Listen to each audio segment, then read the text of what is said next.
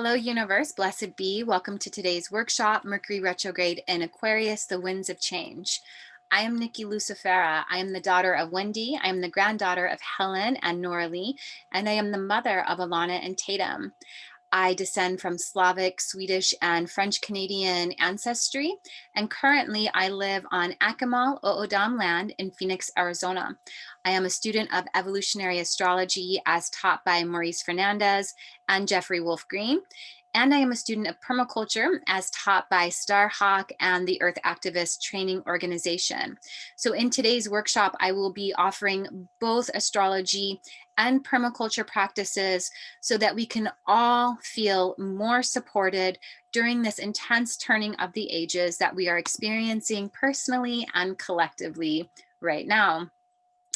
And let's start with the dates and degrees. So first of all, Mercury retrograde is a three-phase cycle. There's the pre-shadow, the shadow, and the post-shadow. So whatever happens during the pre-shadow phase won't be resolved until the post-shadow phase.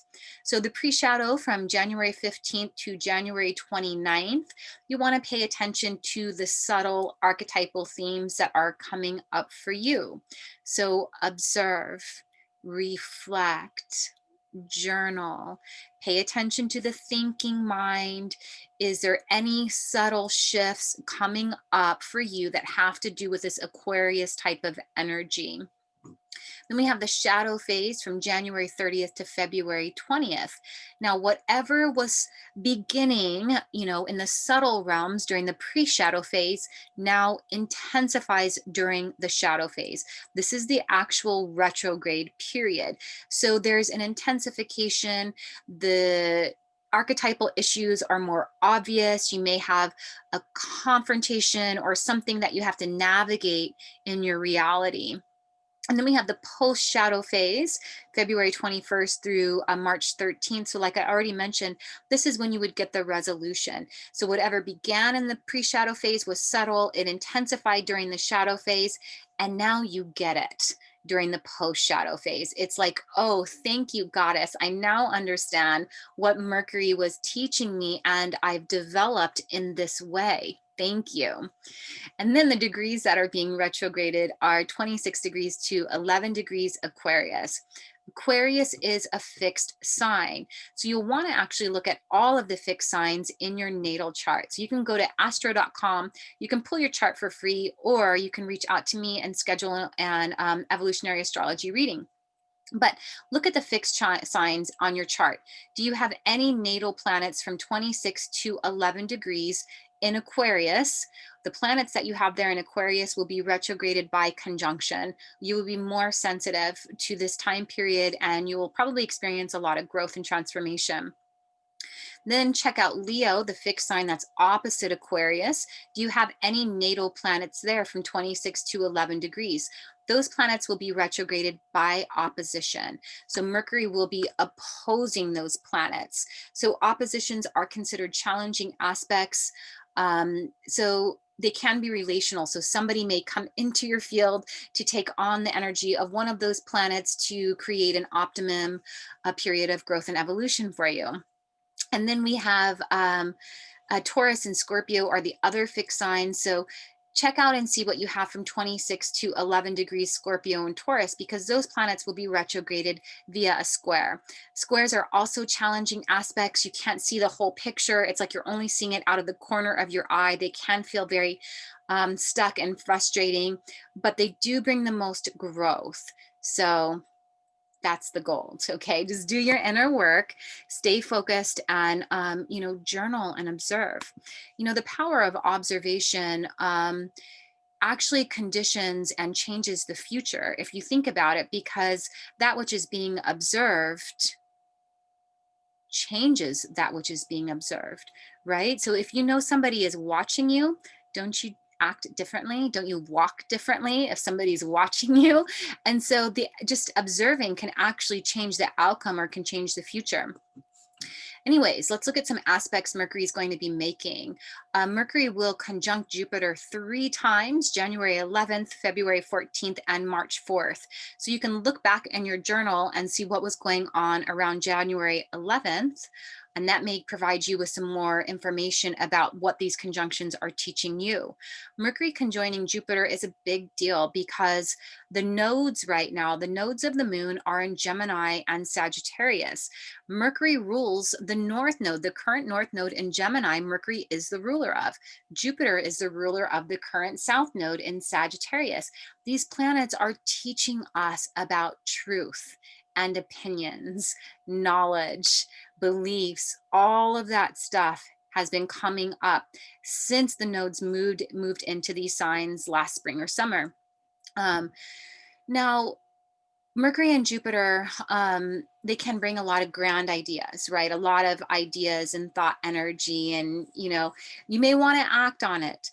I'm inviting you not to act on it. If you get some big idea during this period, just hold it in your heart for a little while. Hold it in your heart and make it through the retrograde period, and see if you want to go forth with it. Because we cannot forget that Saturn is in Aquarius as well. So any ideas that we act on that fall under the Aquarius archetype will be tested by Saturn.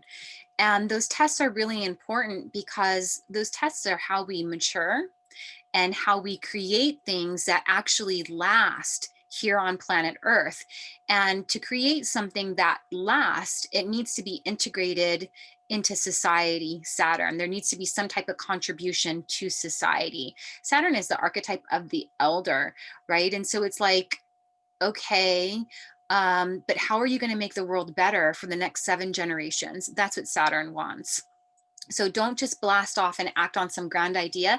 Give yourself time to process it and make sure that it's something that you want to act on and that it's going to stand the test of time. Okay. So Mercury and Jupiter, allow your opinions to change. Allow what you thought was true to change as new information comes through. Allow yourself to grow. Don't be so fixed that you miss out on the growth and the evolution that is possible right now. And then Sun conjoins Mercury on February 8th. This is the midpoint of the Mercury retrograde period. It happens every Mercury retrograde, so it's kind of like the heart of the cycle. Mercury square Mars on February 10th. This is going to be intense. This can be conflict. This can be arguments. This can be a loss of temper or just like popping off on somebody. And, by all means, you are human. And so, if something happens and you have to stand up for yourself, stand up for yourself. But if you become reactionary in such a way that it does cause trauma, take responsibility and apologize. Be the adult, be the elder. I feel like lion's breath, yogic lion's breath would be a really great way to move this energy, to express it. Lion's breath is when you take a big inhale. And you can let out like this breathy roar and release that intense energy. If that's not working, you can always just, go outside and allow yourself to cry and scream and have a good purge. It's okay to be human. And then Mercury conjoins Venus on February 13th. So there's a big change happening to our value systems. Venus and Taurus, rules our values, and Uranus is transiting Taurus right now. We've got 5 more years. And so maybe there's some new way of understanding values or understanding resources or how you relate to yourself or relate to others that could come through during this period. And then let's look a little bit closer at the relationship between Mercury and Uranus. So Mercury is the ruler of Gemini, an air sign that has to do with information, knowledge, intellect, knowable, research, navigation, ideas and opinions. Uranus and Aquarius has to do with also very mental energy, higher intelligence, intuition, original thinking, original ideas. So Mercury is kind of something you can learn in a book. and study perhaps, but Uranus is something that's, it's a direct download. It's a sudden insight. It's an aha moment. And so this is intuition. This is where intuition meets the linear mind. And so you get a download from source, and then you can linearize it through the Mercury function. You can better understand it through the Mercury function or share it with others through the Mercury function. And then there's a phasal relationship between Mercury and Uranus. So, you know, planets, they all work together just like the sun and the moon do. So there's longer cycles that are always unfolding over periods of time. And so the cycle between Mercury and Uranus began on April 30th at 6 degrees Taurus. So Mercury conjoined Uranus at 6 degrees Taurus, and there was a seed planted, perhaps. You can go back in your journal and see if you got any insights around that time frame, any new ideas, and how have those ideas unfolded throughout this year. I'm sure that they have changed. Now we are in this waning square between Mercury and Aquarius and Uranus and Taurus. This is not a square aspect. I'm talking about a phasal relationship here. So this phasal relationship of the waning square has to do with some type of crisis in consciousness. There's some new form of consciousness that's coming through and an old form of consciousness that's being released. And so pay attention to your ideas and your opinions and what your thinking mind is doing. I'm a big advocate for journaling because it allows me to understand my own psychology, my own mind, and I can go back anytime and read in my journal and understand the bigger relationship that the planets are teaching me. There's always a bigger unfolding that's happening. The new cycle between Mercury and Uranus begins on April 24th, 2021 at 10 degrees Taurus. So, you know, if you have planets in Taurus in that area, I'm sure you've been getting insights and downloads as these planets are meeting there, as Mercury and Uranus are meeting there. Okay, let's look at the Aquarius archetype. So Aquarius rules communities and individuation. When we look at community and individuation, so community is where we have a sense of belonging. We find our tribe, we find our people, you know, those that have similar views, those that have similar ways of perceiving reality, or they want to get to the same place together. They have a vision or a hope for the future that aligns with your vision or hope for the future. That's how we resonate with certain communities. And then there's individuation. So individuation is where you may actually have to break away from a community or tribe. It's like you realize, I'm conforming to fit into this group, and it's not actually my authentic self. So Aquarius is where you express your authenticity. It's kind of like where you allow yourself to be weird or different, okay? And so to individuate, sometimes we have to break free from communities and lone wolf it for a while and figure out who we are on our own. You know, what is my worldview? Where do I want to go? How am I perceiving what's happening in the world right now? So there may be some lone wolfing it that you have to go through during this period, especially if the community that you've aligned yourself with is no longer aligning with your new perspectives. There can be this elitism or superiority to the Aquarius archetype because Aquarius, to me, they're kind of like know-it-alls. And I'm not saying that in a bad way. I have a really stacked 11th house, and I can tell you that I want to be so smart. Okay. I want to know everything. I want to have all of this knowledge. I want to learn. I want to understand. And so there is like this superiority that can come with the Aquarius archetype, but it's associated with knowledge, with intelligence, with higher knowledge. Okay. And we do have science here. So we can see that science is going to be up for review this year with all of these planets in Aquarius. Science, like Maurice Fernandez said it in one of his videos, science is going to be highly scrutinized.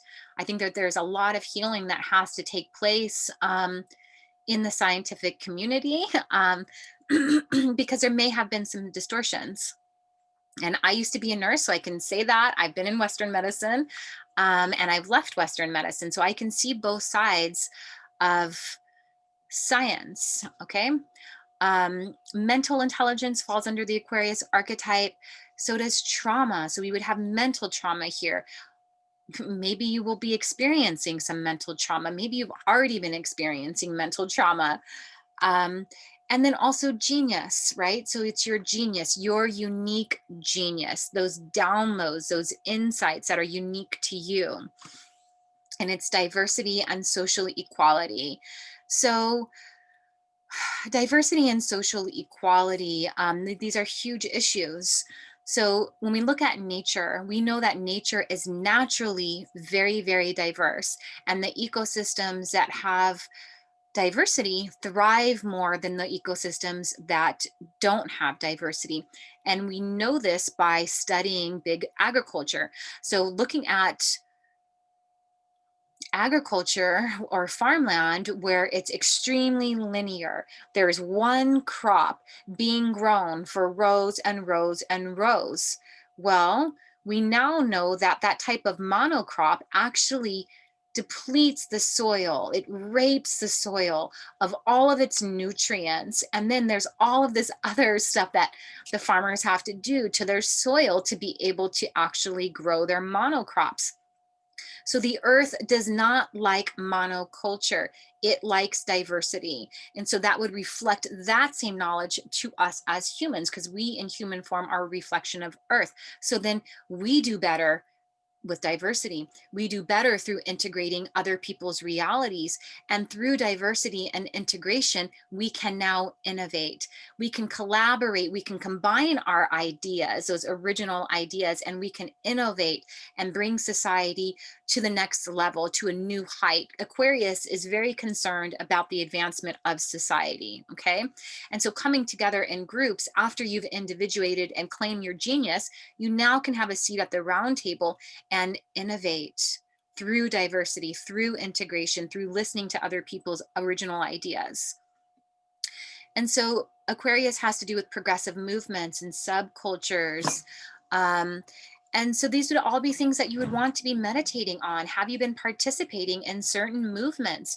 Do those movements continue to align with what is taking place in your consciousness now? Just because they weren't aligned at some point doesn't mean that they're going to continue to be aligned. So don't adhere or stay stuck in a group or a movement just because you were there last summer. You can break free from that movement now. There may be new information, there may be new insights coming through. Allow yourself to be mobile and not so fixed. Aquarius rules visions and hopes for the future. So again, making sure that you have a clear vision for the future. I mean, we are the doulas of the Aquarian age. So we are establishing the norms. We are the ones that are responsible for establishing the norms for society now, for destabilizing, breaking down the old systems and creating the new ones for society. So don't bypass this step. This is really important because our daughters, our sons are depending on us to set up the norms for them now. And then as you get a clearer vision of what you hope for the future, make sure that your community aligns with those visions and hopes as well. Aquarius has to do with speed, upgrades, and invention. So people that have a lot of Aquarius energy are very fast paced. Okay. The future is where they are focused because, again, it has to do with the advancement of society. So somebody that has a really strong Aquarius archetype is Jeff Bezos, the Tesla guy and the guy that wants to perhaps colonize Mars or do some of that kind of stuff. He created, or he has the satellite trains that you'll see in the night sky occasionally. I've seen one of those satellite trains, and there was like 50 satellites in a row. And when I realized that that was satellite train put in the sky by some man that was interrupting my stargazing, I literally felt like my sacred space had been penetrated by the false masculine. Um, and so I'm going off on a bit of a tangent there, but we have to be mindful of the innovations that are taking place right now.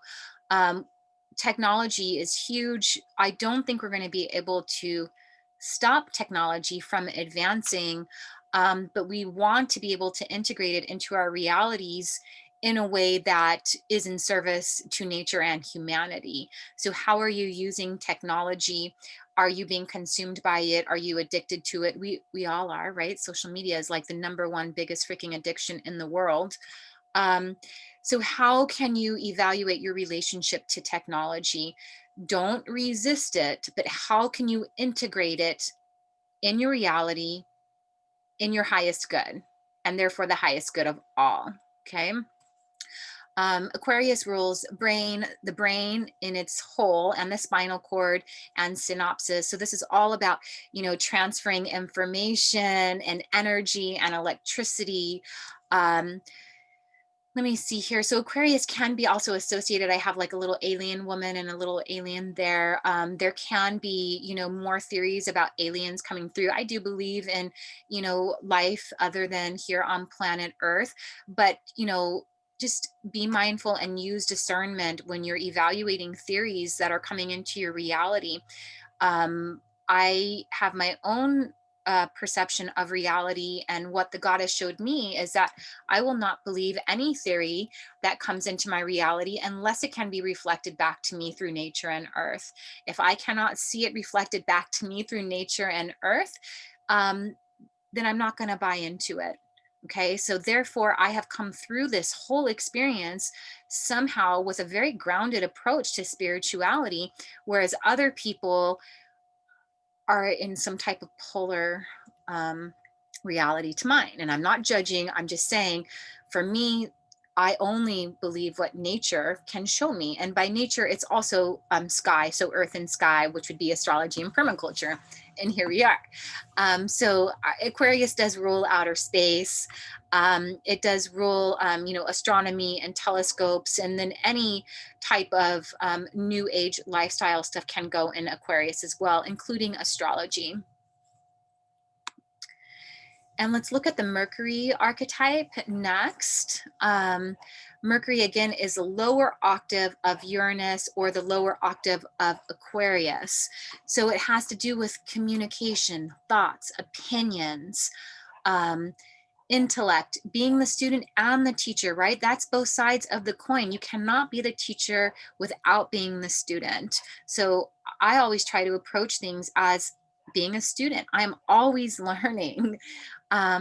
Mercury rules siblings, neighbors, schools, labels, the labels and titles that you apply to things. And then those labels and titles help you navigate your reality. It's your perspectives. It's the logical, linear, left brain. It can be superficial. It can be gossipy in shadow. And then again, it has to do with, similar to Aquarius energy, diversity. Okay, so integrating both sides of the coin, understanding that we all have different realities. And then we have information, which we've all been really feeling the information overload this year.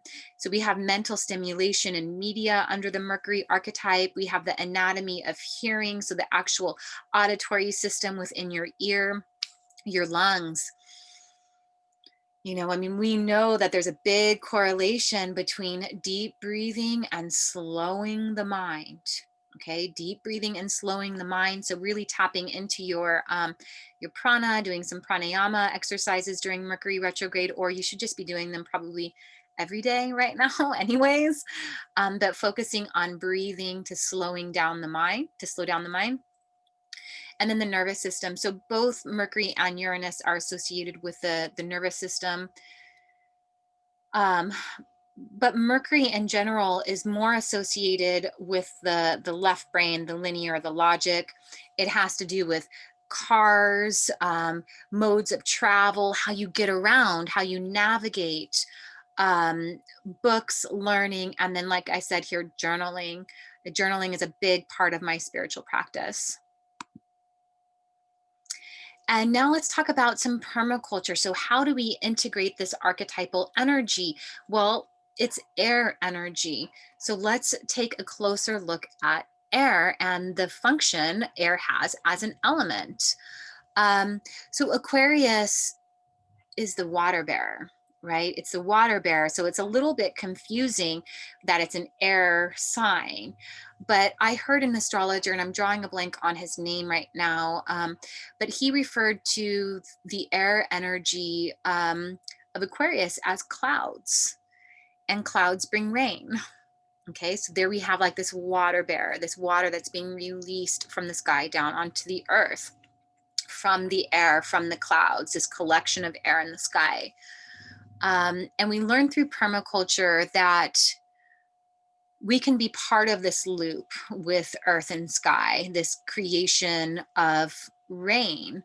And we can do that by harvesting rainwater, by collecting rainwater in a pond here. You can look down in the left corner of your screen. There's a rainwater harvesting pond. And I'm not saying that you need to build a pond in your backyard. I'm saying symbolically, you can be part of this energy by just understanding it, okay?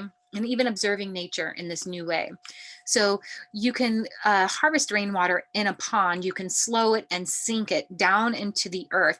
And when you slow and sink rainwater, when you catch it and you slow it and you sink it, you then are raising the underground water table. So the underground water is rising closer to the surface, which is a big deal. And then as that water rises closer to the surface, it increases condensation in the air, which then increases cloud cover, which then brings the rain. It increases rainfall. So you can participate in this system by understanding the loop, the cycle that rain and earth and sky all have to do with each other. If you want to take it next level, you can try harvesting rainwater. You can try building a pond or slowing and sinking the rainwater through swales or ditches. But the most important thing is to know is that humans are not separate from the cycle of creation on Earth. So we can participate in it. We can work with the ecosystems in a way that we can actually increase the rainfall. Now, those monocrops do not increase the rainfall, right? They are depleting the earth of nutrients. They are not slowing down the rain and collecting it. The rainwater actually erodes and runs off of those crops. It actually cannot be absorbed anymore because the soil has been so damaged. So there's a fragmentation in that loop. We're not contributing to that loop anymore in the way that we grow our foods. And then let's look at soil, okay? So soil, healthy soil, so not like dirt that's been deprived and raped of its nutrients, but healthy soil is not actually super hard and compact. There's actually all of these little holes and stuff within the soil, and the soil is actually aerated. So the holes in the soil, they come from earthworms. So these worms right here, and I've got a worm bin behind my camper right now where I'm growing my own soil. And so these earthworms are creating holes and tunnels, and so are other microbes and insects. So all of these holes allow oxygen and other nutrients and rainwater to come down into the soil. And so it's important to have healthy aerated soil. So if you felt called to work with the air element and ground it down during this retrograde period, maybe you start a compost bin, okay? And then in your compost bin, you have to turn it, right? When you have your compost, you put your ingredients in your compost. So you've got your green matter and your brown matter, and then you have to water it and you have to turn it. And the turning of the compost allows the air to get down into the soil. So if you don't turn the compost, the the process of decomposition stops. And so the microbes that would be alive down in there, creating all of the holes for the air to get down through, as well as eating and releasing stuff that's really important stuff. But they would actually die if there's no air getting down there. And so then the compost starts to stink and it won't actually become soil, it just becomes rotten trash. Okay, so that's how important air is to soil. The soil needs to be aerated. You need to turn your compost, or, healthy soil has worms and microbes in it, creating these tunnels. And then the tunnels allow air and oxygen and nutrients to come down, but those same tunnels provide the pathways for water. And that's important because when we look at the zodiac, air, Gemini, comes before water, Cancer. Okay, so there's like this order of um, progress here that takes place. So you have to have these tunnels for the air to get down through, and then those tunnels create the path for water. So if you don't have the air in the soil, the water is just going to run off. Okay, so we see here on this pie chart that air is actually 25% of soil, which is like, whoa, that's actually that's a quarter of it is air. But again, it's grounded into the earth. Okay, so air is actually the most difficult element for humans to control. When you look at wind, it's the hardest energy source for us to kind of capture and harvest. So it's like the most wild element. Think about it. Think of the winds of change, right? I mean, it's wild energy. So it needs to be grounded. So you can ground that energy again by creating a compost bin, or trying to grow soil. Again, you can do a worm bin too, and I'd be happy to share with you how I did my worm bin. Just let me know if you have any questions. Anyways, air also it blows, right? So it blows nutrients and it blows seeds. So it disperses seeds, it disperses new life. So that's really important as well. So again, we have new ideas blowing in, old ideas blowing out. Just let it go, gone with the end, gone with the wind, right? And so here we have some wind, and then this is actually a maple seed here. It looks like a winged seed. And these seeds are winged so that they can blow further for miles and miles and miles. That's how magical maples are, is they actually release seeds with wings so that they can sow their seeds in far and distant places. And then those seeds become a magical maple tree. And then the maple tree has leaves that have water on it. That water transpires and evaporates and becomes part of the ecosystem. So everything is connected. And here in Arizona, one of the most common seed dispersal plants that we can see that work this way would be tumbleweeds. And those tumbleweeds, as they blow, are actually releasing their seeds far and wide. So imagine we're kind of like a tumbleweed right now during this changing of the ages, kind of getting blown all around. And so we want to be able to ground that air energy, to understand it, to bring it down to earth, because it is the most uncontrollable element. Think of like the Tasmanian devil just running all around and being crazy, or like this tornado here. It's just wild and uncontrollable. And so how can we work with this element of air? How can we integrate it as humans?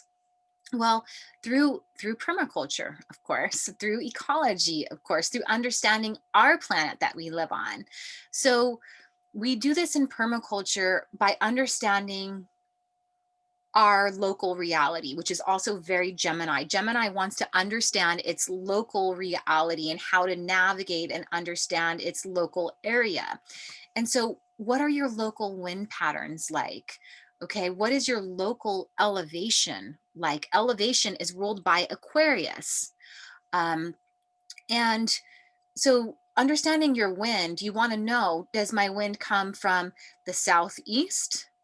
Does it come from the southwest? Does it come from the northwest, the northeast? And those wind patterns may change seasonally. So by tapping into your local wind patterns, you are becoming part of the living environment. You are going to experience more wholeness and understanding with your local environment instead of seeing yourself as separate. Understand your wind patterns. If your wind patterns, let's just say they come from the, let's say, southeast. If they come from the southeast, what do you see in the southeast? Are there mountains over there? Do you see the sunrise? Do you see, what do you see? Are there trees? What can you learn by understanding that direction? Okay. And maybe you actually meditate with the wind and you receive the wind and what it's teaching you. And then local elevation. So what is your elevation? What can you see from that height? Are you on a hill, a mountain? What does your horizon look like? Participate in your local region. You are not separate from Earth and the physical world. So connect to your area. And then take it to the next level and look into the plants and animals that live in your region. So, what plants and animals thrive in your area of elevation and also the weather conditions. Um, and then look into what wind tolerant plants can teach you. So there's certain plants out there that tolerate wind a lot better, that are more stable in strong wind. So what can those plants teach us? Do they have really, really deep roots or really, really tall branches, or are they short and low to the ground? And should we kind of lay low during strong winds? So look into those plant teachers, those allies. What are they teaching you about this Aquarius, Gemini, Mercury energy? How can we ground the air energy and work with it in the flesh? And then also look up the wind sensitive plants. So there's other plants that can get totally destroyed when a strong wind comes through. What are they teaching you? What is the symbology that you can understand from studying these plants that you can apply to your human reality? Because everything is a mirror on Earth, especially plant life and all of that, the soil and everything about Earth is reflecting back our own consciousness, just like astrology, just like the sky. Let me think if there's anything else I want to say about this slide. I think that's it. Okay, so our last and final slide here. I have a permaculture principle that I feel applies perfectly to the Aquarius energy. And that is, the problem is the solution. The problem is the solution. So Aquarius is all about innovation, bettering society. And so what are the problems that you are having in your life? What are the problems you can see in society? And then what is the solution? Right? Because the problem is the solution. So for example, my mothership, so this camper that I completely renovated on my own, with help from a couple of people that I'm very grateful for their help, but mostly I did it all on my own, and it was an incredible learning experience. But for example, my gray water is leaking. So I have a leak outside my camper of gray water. Well, that creates a problem, right? So there's going to be perhaps it's going to cause some damage to the structure of the camper. And then there's always going to be this leaking of water happening outside. And maybe the neighbors aren't going to like that. Maybe they're going to think it's black water or something. I don't know. But so the solution would be, well, let me create a gray water system. Let me actually capture that water before it hits the ground. And I can use that gray water to water trees, to irrigate trees, or to irrigate wildflowers. So I have a problem that I have a gray water leak. Well, then that's also the solution. And I can create a gray water system. And now I can be part of the water loop. I hope that makes sense. So you can apply that permaculture principle to anything in life and just shift your perspective to the problem is the solution. There is some type of innovation that is trying to be born right now through me, through this situation. So pause and reflect and take it all inward and allow the solution to be revealed. Don't become hyper focused on the problem. Just observe and allow the solution to surface. During this period, you will want to reflect on, again, all of your group associations, your communities. Are they aligning with your values, your hopes, your vision for the future? Or do you need to individuate and lone wolf it for a while? You do not need to conform. Aquarius is actually about deconditioning and non-conforming. And within all groups, we conform, we want to fit in, we want to be liked, we want to be loved, right? But the best foundation to build any relationship on would be authenticity, right? So sometimes you have to lone wolf it, you have to go on your own to find out who you really are, and then attract in new people into your field that align with your new vibration. Meditate on your hopes and dreams for the future. What do you want to happen for society? What are the new norms that you want to create as a doula of the Aquarian age? And then learning, sharing information, technology. So, be sure that you are being the student right now, and that you're really learning and listening and taking in everything that's happening. You can also, enroll in a program, go back to school, take your studies more seriously, and then evaluate information and how you are sharing information. Are you using discernment, or are you just sharing blindly without checking resources? There has to be some responsibility here. We have Saturn moving through Aquarius, so we have to be the elder when it comes down to information. We have to be responsible. We have to take responsibility, again, because Saturn cares about the next generations. Okay. And then evaluate your relationship to technology. Now, I do have this censored mask here, because I know free speech and censorship is a huge issue currently. So you can meditate on that as well. What is free speech to you? Do you think that influencers should just be able to share and influence freely and blindly without being held accountable or taking responsibility? Um, I don't personally. I've actually learned that lesson the hard way myself, that if you are influencing, you have to take responsibility, because you can impact other people's lives without even knowing the power that you have. So, meditate on censorship and free speech. And then obviously, I have Martin Luther King there. This is Martin Luther King Day right now. And reflect on your relationship to activism and protests, and do you participate in activism? This all is Aquarius energy. And I believe Martin Luther King had some Pisces energy in the 11th house, so I think he had a Pisces moon, I can't remember. But anyways, meditate on your relationship to activism. Do you participate? Do you look down your nose at it? Do you want things to just stay the same? Are you ready to participate in progressive movements and communities? What does that all mean to you? And you don't have to be out there marching. There can be other ways to be an activist, by simply studying as well. In our community, I didn't mention it, but my daughter and I co-create an online community, or we co-organize an online community, and she has a book club starting, and we are calling the book club Decolonizing Consciousness. And we're reading books that are going to help us understand the systemic racism that is in America. And we want to decolonize our minds so that our lives will also become decolonized. That's activism as well. You don't have to be out there marching. It can look different. And then I have the red-bellied woodpecker here. He's been on some of these slides. I had a close encounter with the red-bellied woodpecker during the eclipse portal. And he's just kind of stuck with me. He's got this crown chakra that's just lit up with red energy, red earth energy. And he gave me a direct message that actually impacted some choices that I made.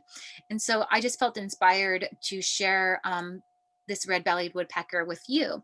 So as an animal ally, it represents mental activation, stimulation, new perspectives, and new wisdom. So you can always choose to work with the red-bellied woodpecker as well to integrate the air energy into your reality. Um, so this was my talk on Mercury retrograde in Aquarius, the winds of change. I hope that you enjoy the permaculture applications and the way that you can integrate it kind of into your body and into earth and be part of this beautiful living organism that we get to be part of here when we're in human form. You know, we're not separate from Mama Gaia. We are part of Mama Gaia.